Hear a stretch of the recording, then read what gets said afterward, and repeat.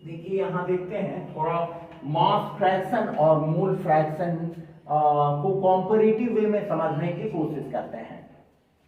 यहां देखिए mass percentage और wait percentage which is denoted by W percentage. ठीक है, तो इसको हम डिफाइन कैसे करेंगे मास परसेंटेज को? the ratio of one component, the ratio of mass of one component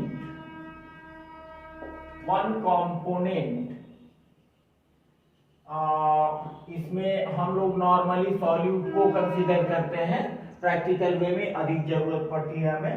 the ratio of mass of one component to the total mass of solution multiplied bye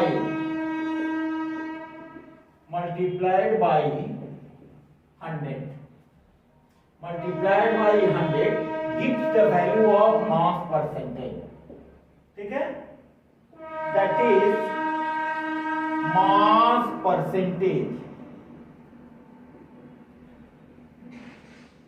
W percentage specially for solute के लिए हम लोग यहां consider कर रहे हैं। तो क्या हो जाएगा? Mass of solute divided by total mass of solution multiplied by 100। ठीक है, अब इसमें देखें कि ये जो होता है mass of solute divided by total mass of solution, इसको हम बोलते हैं मास फ्रैक्शन।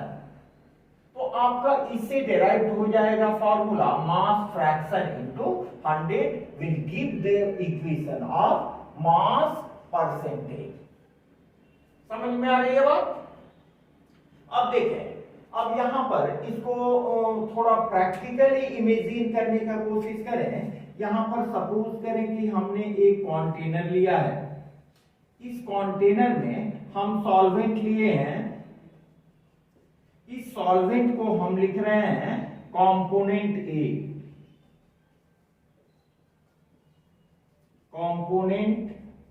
ए और इसमें हमने डाला सॉल्यूट और सॉल्यूट को हम लिख रहे हैं कंपोनेंट बी, सॉल्यूट को component B.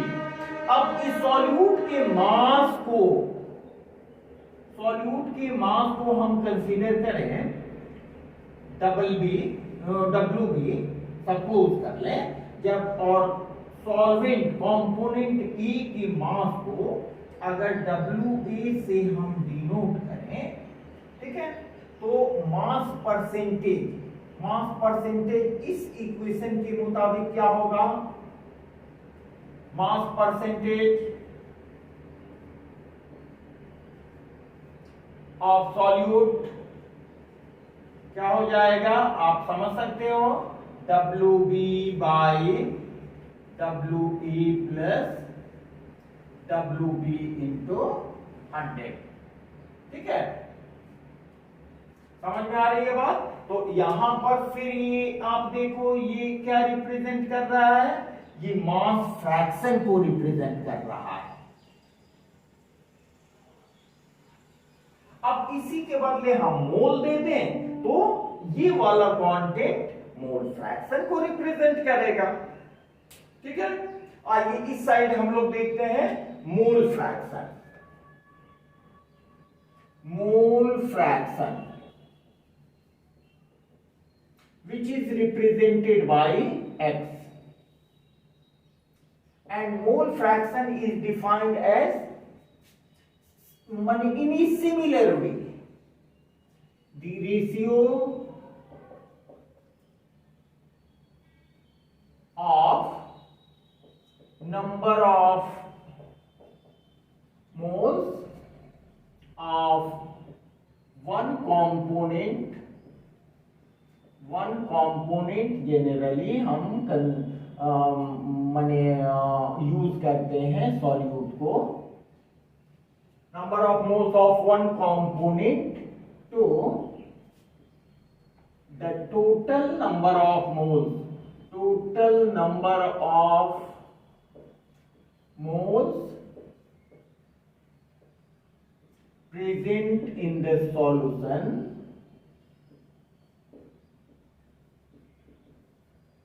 is called mole fraction. तो अब मोल फ्रैक्शन को कैसे रिप्रेजेंट करेंगे, देखिए मोल फ्रैक्शन ऑफ वन कंपोनेंट, ध्यान दें यहां हम सॉल्यूट को कंसीडर कर रहे हैं, तो इसको आप लिखो XB इज इक्वल टू क्या हो जाएगा, number of moles of solute divided by total number of moles present in solution. ठीक है, इसको भी एक छोटा सा फिगर से हम लोग समझ लिया जाए। यहां छोटा सा फिगर से आप समझ लो, ये हमारा कंटेनर है, इसमें हमने सॉल्वेंट को लिया है, सॉल्वेंट को हमने लिखा कंपोनेंट ए एंड सॉल्यूट को लिया जिसको हमने लिखा कंपोनेंट बी। ठीक है, अब कंपोनेंट बी के नंबर ऑफ मोल्स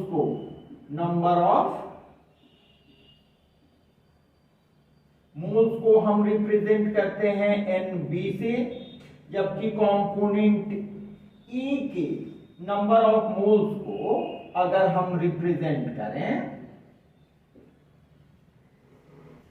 Na से। ठीक है, तो सॉल्यूट का मोल फ्रैक्शन क्या हो जाएगा, 10 मोल फ्रैक्शन ऑफ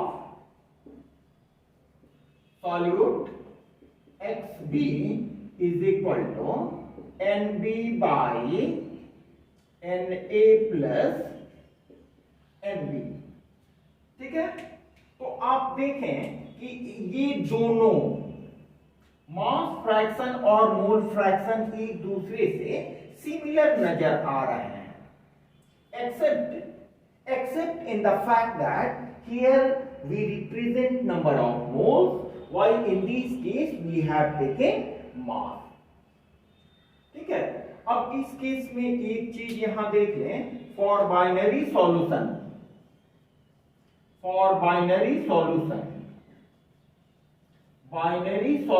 के लिए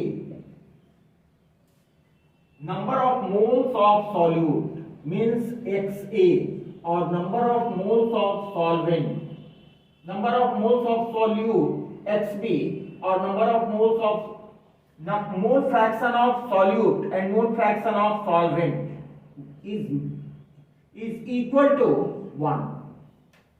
ठीक है, दोनों 1 के इक्वल होते हैं।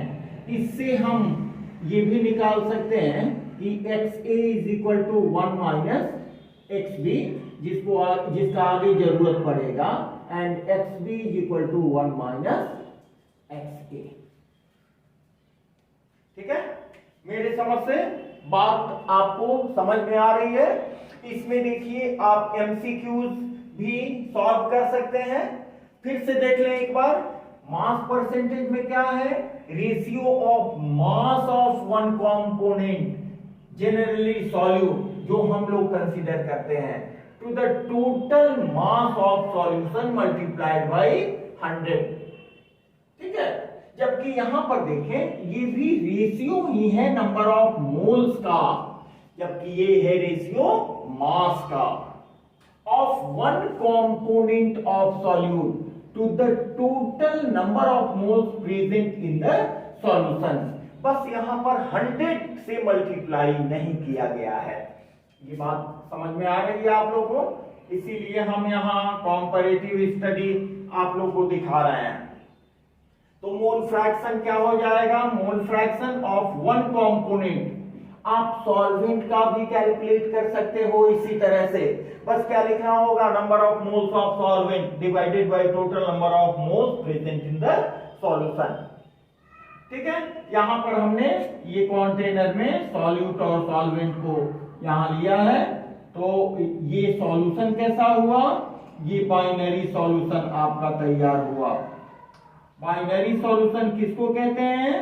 वैसा सॉल्यूशन जिसमें दो ही कंपोनेंट हो, एक सॉल्यूट और एक सॉल्वेंट।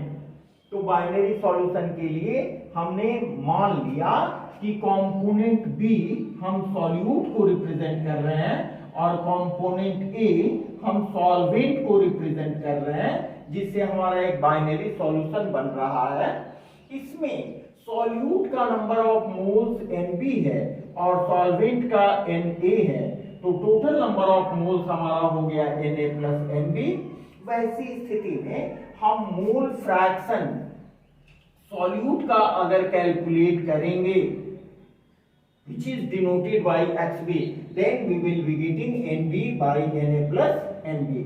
इसी तरह अगर सॉल्वेंट का कैलकुलेट करोगे तो कुछ नहीं, Nb के बदले आपको ऊपर में Na लिख देना है। ठीक है, ये सभी चीजें मेरे समझ से क्लियर होंगी। तो हम ये चाहेंगे